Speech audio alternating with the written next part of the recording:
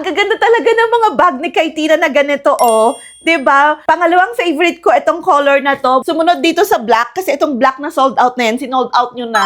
Diyan na muna yan. Papakita ko lang yung mga iba't ibang colors para may idea kayo. Ayan, ito siya, yung kanyang brown. Tapos, ito naman yung kanyang parang pakaki. Ganda nila, guys. Magaganda talaga. Tapos, ito yung kanilang white. So, lahat tong mga to, meron silang mga palak dito para kapag ka-shoulder bag ninyo, naka-fix lang yung mga handles. Hindi siya nahuhulog kagaya ng kapag wala siyang palak kasi, ganyan, nakakairita kasi nahuhulog siyang ganyan kapag kasi no shoulder bag. At least, eto, meron na siyang pang-fix, so don't worry about that. Lahat pala ito may pa-charm ng kasama, ayan, lahat yan ha. O pati yung white meron. And yung loob niya, maganda. Very spacious talaga. Pero bago ko pakita yung loob, ayan, tingnan nyo yung mga zipper niya. Meron siyang mga pa-engrave dyan. Naka-engrave talaga yung kanilang brand die. So maganda talaga. Tapos yung kanyang brand here, naka-engrave din. Yung mga tahi nila, pang premium ang datingan. So sulit na sulit yung presyo niya. Tapos ang zipper niya hanggang baba. Ayan, 'di ba? Makukuha mo ng very easily yung mga gamit mo. At kahit na i-wide open mong ganyan, hindi mahuhulog ang gamit mo kasi meron siyang pangharang na ganyan. O, 'di ba? Tapos, nilagyan ko lang to ng mga laman para ma-imagine niyo kung gaano siya kaganda. So, ganito siya yung dun sa loob niya. Maganda yung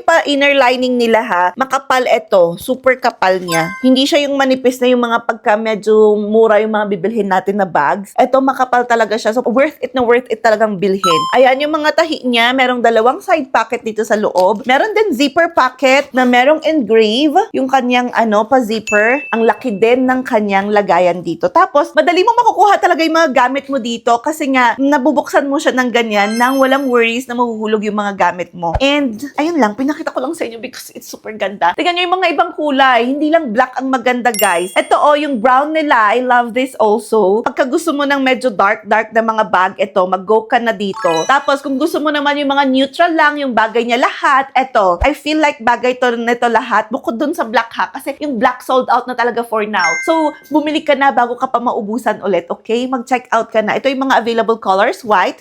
I don't know kung ano tawag dito, khaki or beige. Tapos, ito yung kanilang brown. Sige na, mag-check out ka na.